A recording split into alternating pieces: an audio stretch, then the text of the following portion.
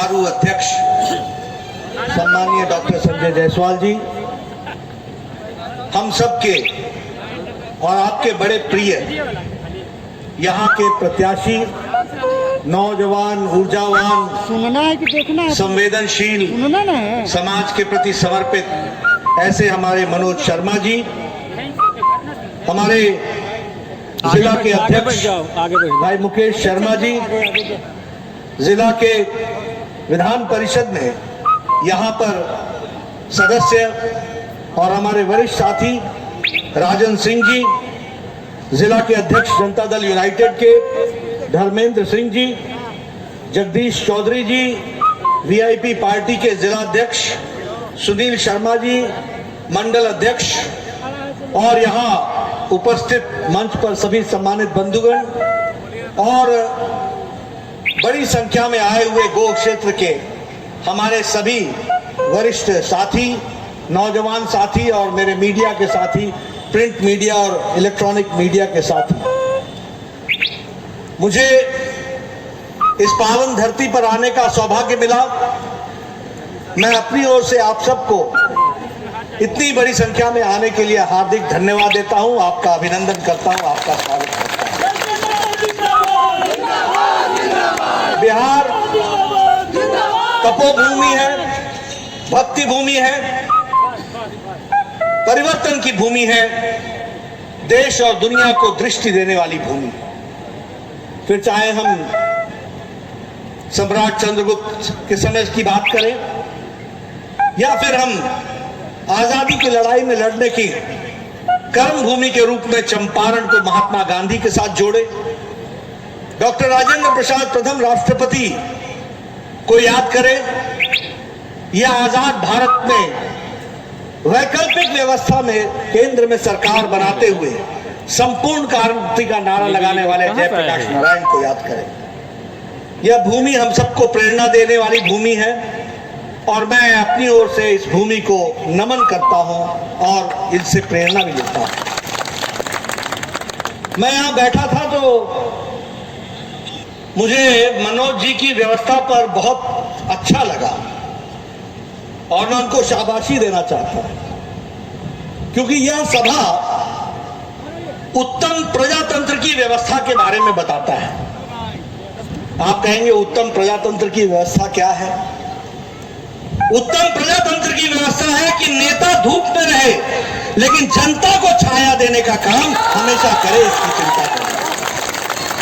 और मैंने देखा कि इन्होंने किस तरीके से सबको छाया में रखकर और नेताओं को तपने के लिए प्रेरणा देने वाला काम किया है। और जिस देश का प्रधानमंत्री प्रधान सेवक हो, वहां हम सब लोग आपके लिए तपने के लिए आतुर हैं। इस बात को भी आपको समझना चाहिए, ये सिर्फ कहने के लिए नहीं है। मैं अभी 3 भाषण मैंने सुने, राजन जी का भाषण सुना, मनोज जी का भाषण सुना, संजय जी का भाषण सुना। तीनों ने अपने भाषण में क्या काम किया है जनता के लिए, इसको ठोक करके बताया है। ये आपको 2014 के पहले की राजनीतिक संस्कृति नहीं देखी हो। 2014 के पहले लोग बोलते थे वायदे तो वादा खिलाफी के लिए होते। 2014 के पहले हम बोला करते थे, एक राजनीति में कहा गया था वादा निभाया तो क्या किया, वादा तोड़ना ही काम था। और चुनाव किस आधार पर होता था? ये फलाना जाति का है, ये फलाना मजहब का है, ये फलाना है, ये अगड़ा है, ये पिछड़ा है, ये दाएं वाला, ये बाएं वाला। रिपोर्ट कार्ड लेकर के जनता के बीच में जाने का काम किसी ने सिखाया तो नरेंद्र मोदी जी ने सिखाया है। इस बात को आपको समझना चाहिए। इसलिए मनोज जी भी आए, राजन जी भी आए, सबने, हमारे संजय जी ने आपके सामने छाती ठोक करके जो काम किया है उसको बताने का प्रयास किया। यही फर्क है। कोई राजद वाला ये नहीं करेगा, कोई कांग्रेस पार्टी वाला नहीं करेगा। कांग्रेस पार्टी वाले को इधर दिखाओगे तो बोलेगा वो बहुत अच्छा है, बात को बदलेगा। लेकिन वायदा निभाने की ताकत रखने की ताकत अगर है तो वह एनडीए में है और जनता की सेवा करने का मादा भी एनडीए में है। ये मैं आपको बताना चाहता हूं। आज हम बिहार के चुनाव में आए हैं। मैं भी छाती ठोक कर ये कह सकता हूं कि हमारे प्रधानमंत्री श्री नरेंद्र मोदी जी ने 5 साल पहले 1,25,000 करोड़ रुपए का पैकेज दिया था बिहार को। उस समय हमारे विरोधी उसका मजाक बना रहे थे, उन समय उनका मजाक बनाया इस बात का। अब मुझे याद है कि लालू तो अपने भाषा में किस तरीके की भाषा बोलते। आज मैं आपको बताना आया हूं कि मोदी जी का 1,25,000 करोड़ के ऊपर 40 लाख करोड़ और दिया है बिहार के विकास के लिए। इसको भी हमको समझना चाहिए। क्या रेलवे, क्या रोड, क्या शिक्षा, क्या स्वास्थ्य का तो मंत्री मैं ही रहा। 2 एम्स दिए, all India institute of medical sciences. आजादी के बाद आपके पास एक मेडिकल कॉलेज था, वो भी अंग्रेजों के जमाने का, prince of Wales medical college, Patna medical college. ठोक दीजिए। उसके बाद 3 मेडिकल कॉलेज आए, Darbhanga medical college, Dhanbad medical college, Pataliputra medical college. ये भी प्राइवेट क्षेत्र में आए थे, बाद में सरकार ने लिया था। 2014 से लेकर के 2020 6 साल के अंदर 11 मेडिकल कॉलेज दिए हैं और बिहार में 14 मेडिकल कॉलेज खुले। हम आपको अपना रिपोर्ट कार्ड रखने आए। 40,000 करोड़ रुपए का एक्स्ट्रा काम दिया। मनोज जी अभी बता रहे थे 4 लेन का काम। नितिन गडकरी जी ने किस तरीके से साहब स्वीकार किया।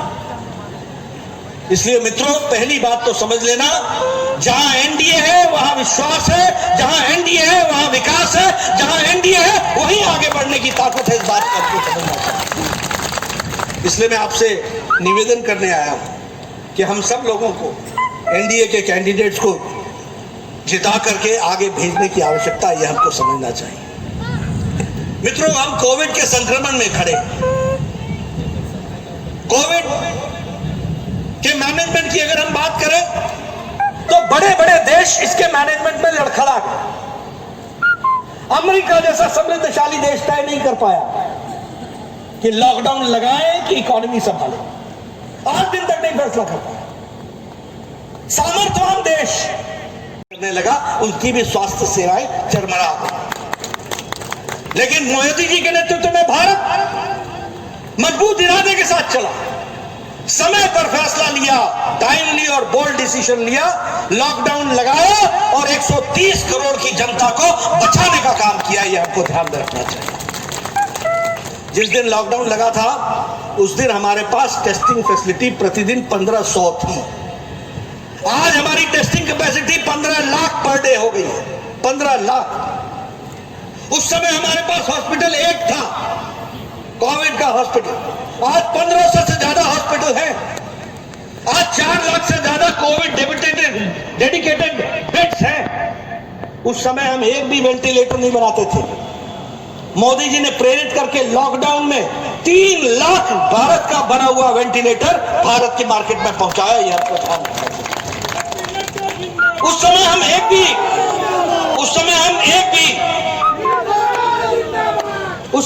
भी पीपीई किट नहीं बनाते थे, पर्सनल प्रोटेक्शन इक्विपमेंट नहीं बनाते थे। डॉक्टरों को बचाने का हमारे पास व्यवस्था नहीं थी। आज हम प्रतिदिन 4 लाख पीपीई किट बना रहे हैं और हम अब दुनिया को एक्सपोर्ट कर रहे हैं, दुनिया को दे रहे हैं। ये बात ध्यान में रखनी चाहिए। जो दवाई है, 122 देशों को मोदी जी ने दवाई पहुंचाई, 122 देशों को। इसलिए भारत ने सिर्फ अपनी चिंता नहीं की है, भारत ने दुनिया की चिंता की है मोदी जी के नेतृत्व में। यह भी ध्यान में रखना चाहिए। और यही नहीं, प्रधानमंत्री गरीब कल्याण पैकेज के तहत बताइए 80 करोड़ की जनता को छठ और दिवाली तक 5 किलो चावल या 5 किलो गेहूं, 1 किलो दाल पहुंचाने की व्यवस्था की है कि नहीं की है? की है कि नहीं की है? मैं पीछे से आवाज सुनना चाहता हूं, की है कि नहीं की है? मित्रों, जब मोदी जी जनधन खाते की बात करते थे तो लोग मजाक किया करते थे, खाता खुलवा रहे हैं मोदी, बिना पैसे के खाता खुलवा रहे हैं। आजादी के बाद 2014 तक भारत में बैंक के खाता खुलने की संख्या 2.25 करोड़ थी। आज बैंक के खाते खुलने की संख्या 40 करोड़ 40 लाख है। 40 करोड़ लोगों ने बैंक का खाता खोला और इसका फर्क क्या पड़ा?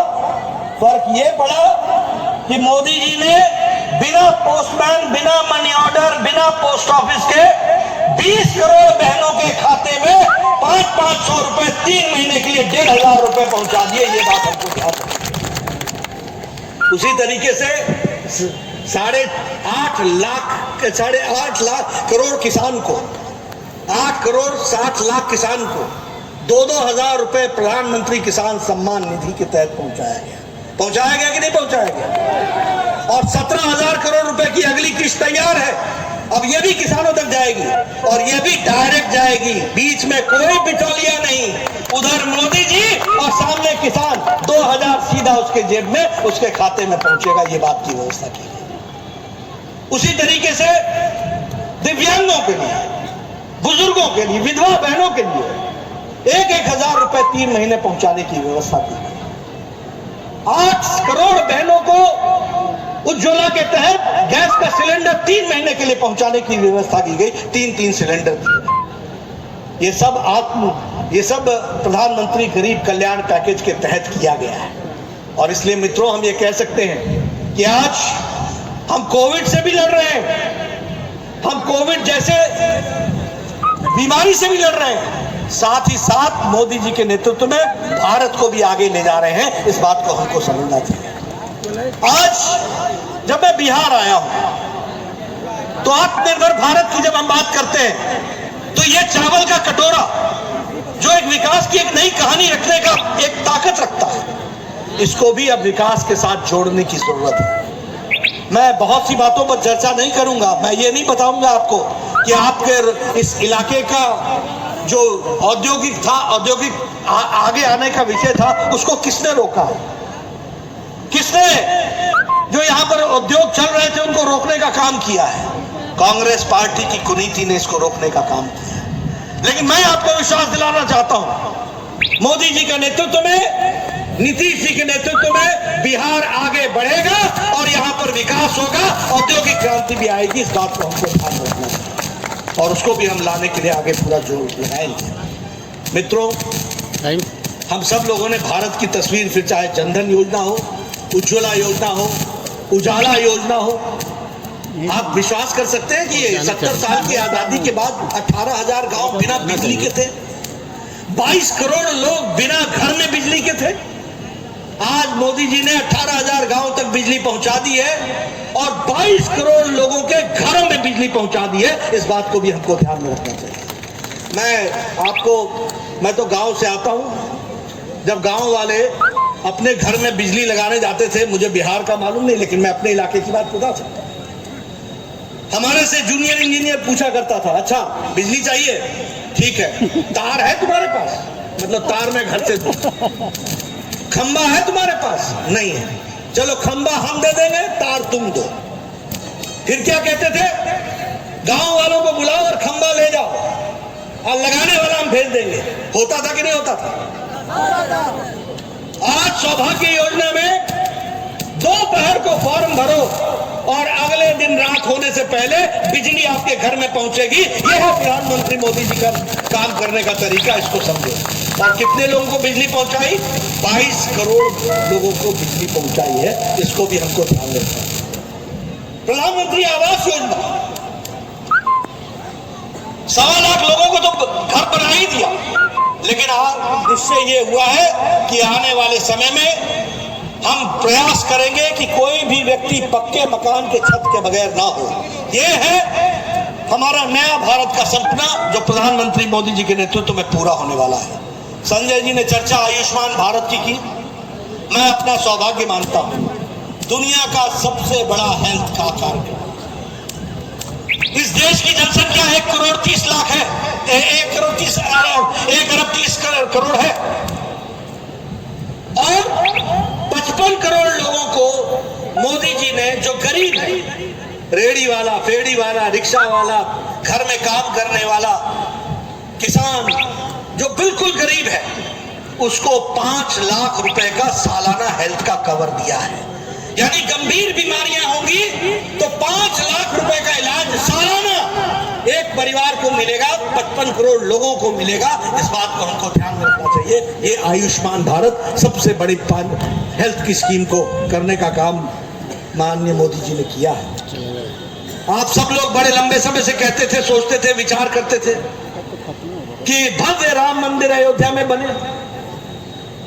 सदियों से लोग इस विचार को लेकर के चले थे। कांग्रेस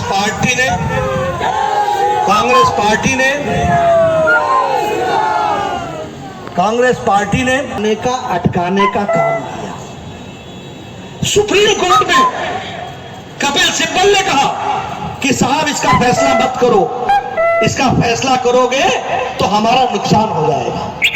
भव्य राम मंदिर बने और नुकसान कांग्रेस पार्टी का हो जाए, देखो कितनी छोटी सोच थी। लेकिन विधि का विधान कुछ और था। आपने मोदी जी को जिताया, फिर से जिताया। 303 एमपी आपने दिए और 303 एमपी ने जब शक्तिशाली सरकार मोदी जी के नेतृत्व में चली तो प्रतिदिन के हिसाब से सुप्रीम कोर्ट में सुनवाई हुई और सुप्रीम कोर्ट ने फैसला दिया। प्रधानमंत्री मोदी जी ने शिलान्यास रखे, अब भव्य राम मंदिर वहां बनेगा। ये हमको ध्यान रखना चाहिए। हम कहा करते थे कि एक देश में 2 निशान, 2 विधान, 2 संविधान नहीं चलेंगे। एक विधान चाहिए, एक संविधान चाहिए। धारा 370 को हटाओ। मोदी जी की इच्छा शक्ति ने और अमित शाह जी की रणनीति ने धारा 370 को धाराशाही कर दिया। यह भी हम आपके सामने बताना चाहते हैं। आज चीन के आपको मालूम है चीन में यह खलबली क्यों है? चीन में खलबली इसलिए है कि मोदी जी ने पिछले 5 साल में अरुणाचल प्रदेश से लेकर लद्दाख तक 4700 किलोमीटर का सड़क बना करके बॉर्डर एरिया को कवर कर लिया है। इसको समझना चाहिए। 4700 किलोमीटर की लंबी सड़क। आपको मालूम होगा 14,000 से ज्यादा 4 लेन ब्रिजेस बन करके तैयार है और चाइना के बॉर्डर पर हवाई जहाज के उतरने की और वहां से रोड की कनेक्टिविटी की व्यवस्था मोदी जी ने कर ली है।